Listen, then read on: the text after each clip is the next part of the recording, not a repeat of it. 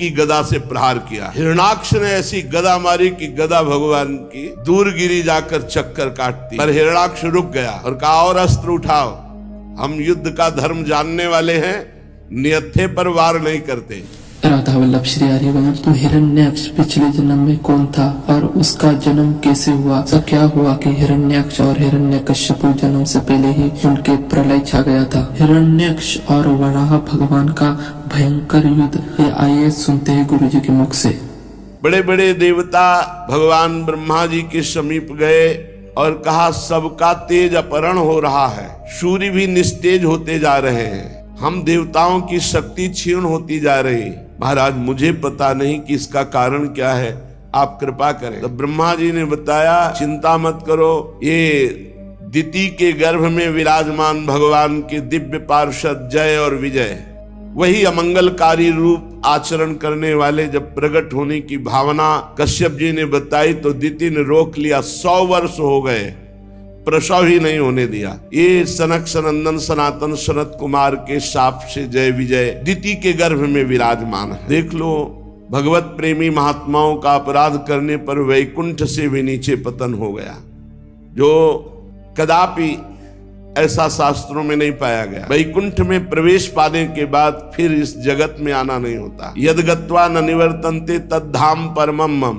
लेकिन धाम में भी भगवत प्रेमी महात्मा का अपराध बन गया तो जय विजय को 3 जन्म के लिए दैत्य भाव असुर भाव से इस भूतल पर आना पड़ा। जब ब्रह्मा जी ने समस्त देवताओं को समझाया कि आप शांत हो जाइए, भगवान श्री हरि सबका मंगल करेंगे, ये और कोई अनिष्ट नहीं है, ये दिति ने अपने गर्भ को अपने तपोबल से 100 वर्ष तक रोक रखा है, तो उन गर्भस्थ तेजों में भगवत पार्षदों के प्रभाव से सबका तेज क्षीण हो रहा है, आप शांत होकर के जाइए, कोई चिंता का विषय नहीं। ब्रह्मा जी के कहने से अंधकार का कारण जानकर देवताओं की शंका निवृत्ति हुई और वो पुनः अपने अपने स्थान को लौट। इधर दिति को अपने पतिदेव के कथनानुसार पुत्रों की ओर से भारी अमंगल की आशंका थी। ये सृष्टि का मंगल कर देंगे, ये भगवान के विमुख हैं, ये भगवान से वैर करेंगे, ऐसी आशंका से 100 वर्ष हो गए। गर्भ को गंभीरता पूर्वक धारण की, इनको हम आने ही नहीं देंगे बाहर। फिर जब कश्यप जी ने आदेश किया ऐसा उचित नहीं है, सब लोगों का वैसे ही अमंगल हो रहा है, पति की आज्ञा का पालन करते हुए उन्होंने जो तपोबल से रोके हुए थी प्रसव किया। यमज पुत्र उत्पन्न हुए, जुड़वे। जो ही उनका जन्म हुआ, जन्म होते ही स्वर्ग पृथ्वी अंतरिक्ष में भारी उत्पात पैदा होने लगे। पृथ्वी कंपायमान हो गई, दिशाओं में आग लग गई, बिजलियां तड़प कर गिरने लगी, आकाश में अनिष्ट सूचक धूमकेतु पुच्छल तारे प्रकट हो गए, बार बार भारी तूफान उठने लगा जो वृक्षों को उखाड़कर धूल भरी आंधी, बिजली जोर जोर से चमक रही है, घटाएं सघन रूप धारण करके गर्जना कर रही, सूर्य चंद्र आदि का तेज लुप्त हो गया, कहीं कुछ दिखाई नहीं दे रहा। घोर अंधकार जन्म लेते ही जो दिति के गर्भ में विराजमान है, महान तेजस्वी यशस्वी भगवान श्री हरि के पार्षद ही है। बड़ी खलबली मच गई, चंद्रमा के आसपास मंडल बैठने लगे, गीदड़ उल्लुओं की भयानक आवाज, कुत्ते गर्दन उठाकर भूंक रहे हैं, झुंड के झुंड गधे अपने कठोर खुरों से पृथ्वी को खोद रहे, रेक रहे, बड़ा अशुभ। गौएं डर गई, गौओं के दुग्ध की जगह रक्त निकलने लगा, देव मूर्तियां कंपायमान पसीना और आंसू निकलने लगे। शनि राहु आदि क्रूर ग्रह प्रबल होकर बृहस्पति आदि सौम्य ग्रहों को लांघकर वक्र गति से चलने लगे। ऐसा भयंकर उत्पात देखकर केवल सनकादि भयभीत नहीं हुए, क्योंकि उन्हें पता है उन्होंने ही तो शाप दिया है। बकाया सबको ऐसा लगने लगा मानो प्रलय का समय आ गया क्या। सनकादि के सिवा एक बार सबको शंका हुई, क्या सृष्टि के प्रलय का समय आ गया क्या, ऐसा अनिष्ट सूचक उत्पात। अब ये दोनों प्रकट होते ही इनका शरीर इतना बढ़ा कि पूरे आकाश को छू लिया, प्रकट होते ही, क्योंकि 100 वर्ष तो गर्भ में ही रहे, भयंकर पराक्रम, बलशाली, आकाश को घेरे हुए ऐसा शरीर। वो इतने ऊंचे थे कि उनके मुकुट का अग्रभाग स्वर्ग को छू रहा था। मुकुट को आप नहीं देख सकते, इतने ऊंचे थे। उनके छाती और भुजाओं से दिशाएं आच्छादित हो गई। भुजाओं में ऐसी चमक कि दिशाएं प्रकाशित हो रही थी। अब जे भी उन्होंने पृथ्वी पर कदम रखा तो ऐसे भूकंप आ गया, पृथ्वी कांप गई। कश्यप जी ने मंगलाचरण किया। बड़े भारी तपस्वी कश्यप जी हैं। नामकरण संस्कार किया। उनमें से जो दिति के गर्भ में पहले स्थापित हुआ उसका नाम हिरण्यकश्यप, और जो दिति के गर्भ से पहले निकला उसका नाम हिरण्याक्ष। स्थापित हुए हिरण्यकश्यप पहले और प्रकट हुए हिरण्याक्ष, इसलिए बड़े भाई हिरण्याक्ष माने गए। हिरण्यकश्यप तो ऐसा मत वाला बलवान कि अपनी भुजाओं के बल से मारता पर्वतों को तो चकनाचूर हो जाते। लोकपाल थर्रा गए हिरण्यकश्यप का बल देखकर। और हिरण्याक्ष तो हाथ में गदा लेकर के हर लोक में जाके गर्जना करता, कोई सामने नहीं आता। हिरण्याक्ष पैरों की धमक असह थी। वो पैरों में बड़े बड़े नूपुर पहने, विजय सूचक माला धारण किए, विशाल गदा लिए, जिधर जाता कोई उससे लड़ने वाला ही नहीं। हिरण्याक्ष देवता तो ऐसे डर कर भागते जैसे छोटे बच्चे भेड़िए को देखकर डर, जैसे गरुड़ के डर से सांप,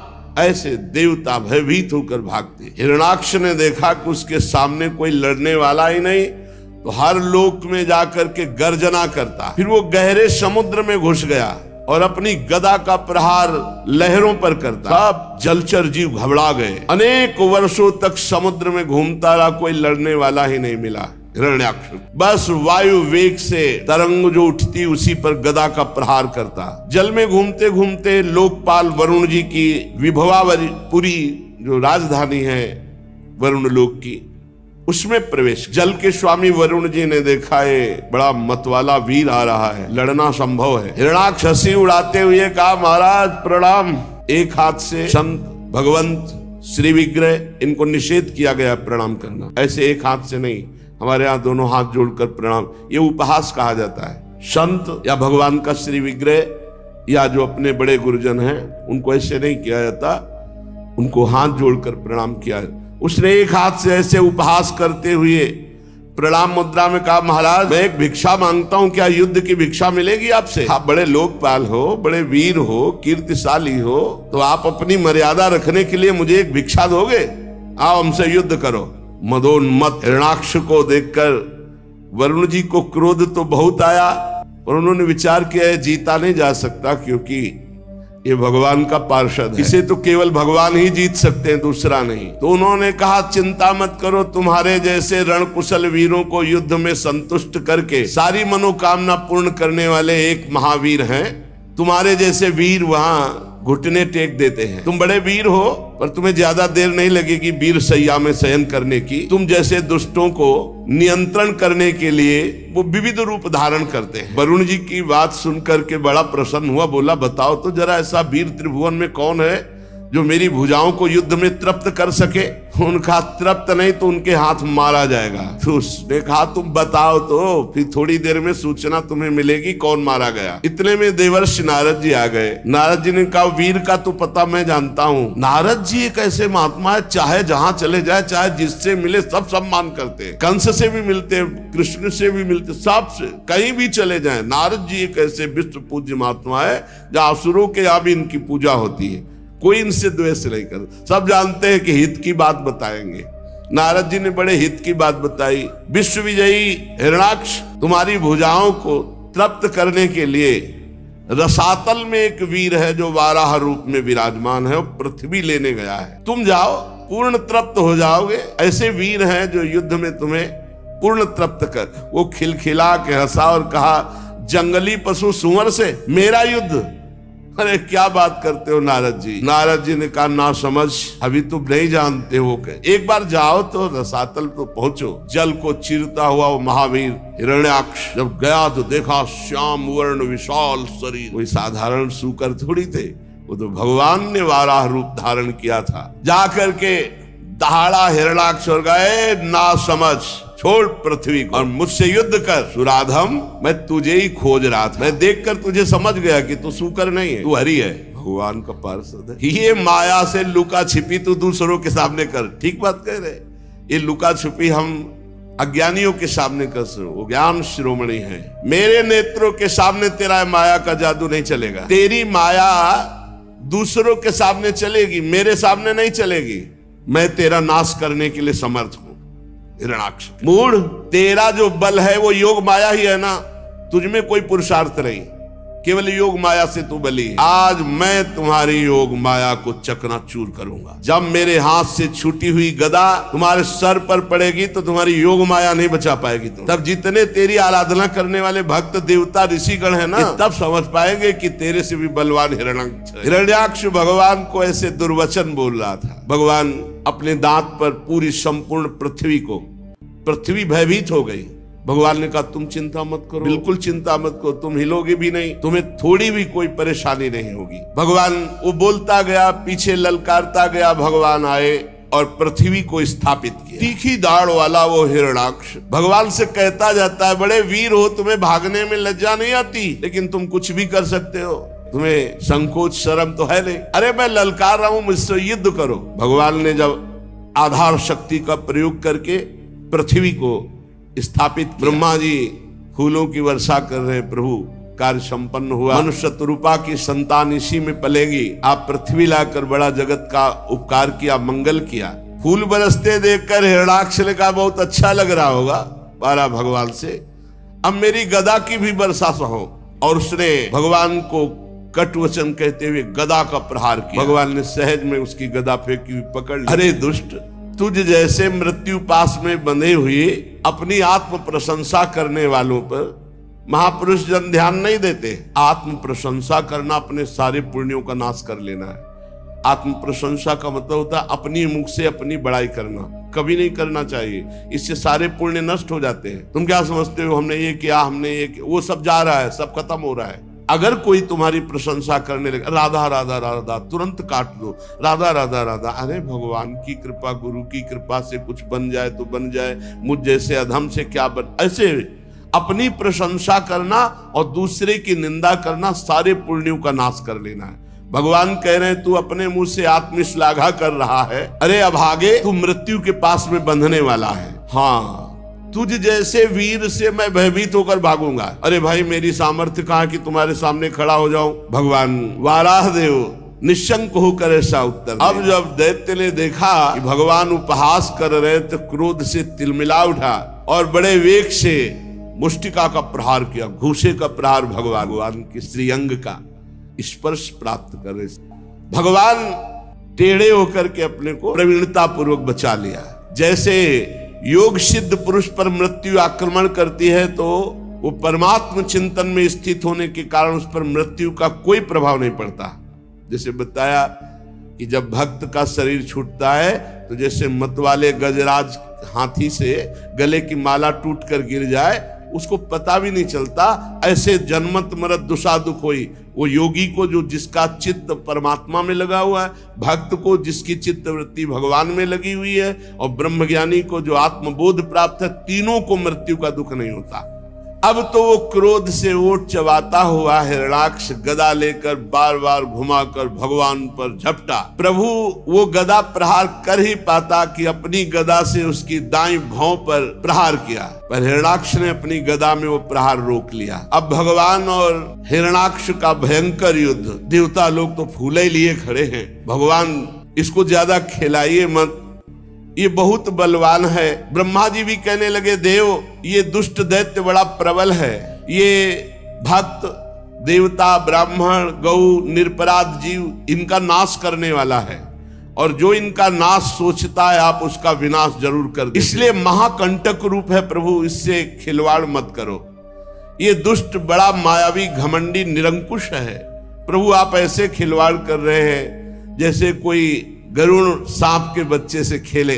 प्रभु आप खिलवाड़ मत करो, हे देव ये महाबलवान है। ब्रह्मा जी के कपट रहित वचन सुनकर भगवान मुस्कुराते हुए कटाक्ष किया कि आप शांत रहिए। झपट करके निर्भय विचरण करने वाले हिरण्याक्ष की ठुड्डी पर कौमुदी गदा से प्रहार किया। हिरणाक्ष ने ऐसी गदा मारी कि गदा भगवान की दूर गिरी जाकर चक्कर काटती, पर हिरणाक्ष रुक गया और कहा और अस्त्र उठाओ, हम युद्ध का धर्म जानने वाले हैं, नियत्थे पर वार नहीं करते। भगवान उसकी इस बात पर मुस्कुरा दी, कहा बहुत धर्म बुद्धि रखते हो। स्मरण किया अपने पार्षद सुदर्शन चक्र का। गर्जना करते हुए सुदर्शन जी भगवान के हाथ में विराजमान। सुदर्शन चक्र उपस्थित हुआ भगवान के हाथ में, चक्कर लगाने लगा, किंतु फिर भगवान ने विचार किया कि अपने प्रिय पार्षद को अभी और खिलाया जाए, इसलिए सुदर्शन जी को फिर कहा अच्छा शांत हो जाओ, अंतर ध्यान। सुदर्शन, अरे हम ऐसे भगवान के दास, दिव्य भगवान के पार्षद, ये सब दिव्यास्त्र किनके लिए है? भक्तों की रक्षा, भगवान को अपनी रक्षा करनी है क्या?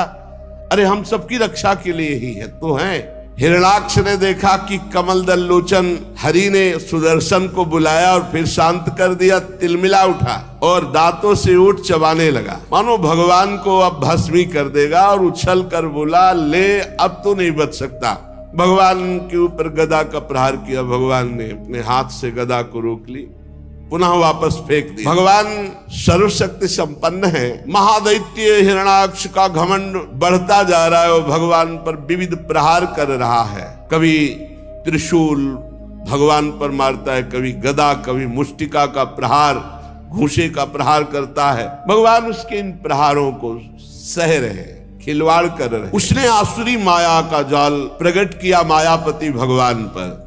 भगवान ने सुदर्शन जी को आज्ञा की माया का नाश कर, माया का नाश का हृदय कांप उठा। भगवान ने किसी अस्त्र शस्त्र से हिरणाक्ष को नहीं मारा, उल्टा हाथ से उपेक्षा करते हुए उल्टा हाथ एक जे ही तबाचा मारा, उल्टा चक्कर चक्कर खाता हुआ हिरणाक्ष खून उगलते हुए गिर पड़ा और निष्प्राण हो गया। ब्रह्मा जी, समस्त देवता श्री भगवान पर पुष्पों की वर्षा की। देवता लोग कहने लगे प्रभु नमस्कार नमस्कार नमस्कार। ये नमस्कार तभी करते हैं जब इनका विरोधी मारा जाता है। बड़े आनंद की बात प्रभु, आपने हम लोगों को बड़ा सुख प्रदान किया हिरणाक्ष का उद्धार करके। वाला भगवान पृथ्वी को स्थापित करके हिरणाक्ष का उद्धार करके सब देवताओं से विनती सुनते हुए अंतर्ध्यान हो गए। तो आप लोगों ने सुना हिरण्याक्ष और हिरण्यकश्यप का चरित्र। अगर आपको पसंद आया होगा तो लाइक, शेयर, सब्सक्राइब, कमेंट जरूर कीजिएगा, और हम महापुरुषों के, संतों के चरित्र लाते रहेंगे। राधे राधे। अब पृथ्वी पा करके महाराज स्वयंभू मनु बड़े प्रसन्न हुए, क्योंकि इसी से अन्न आदि, जिससे हमारा मनुष्यों का जीवन पोषण होता है और यही संतति की वृद्धि आदि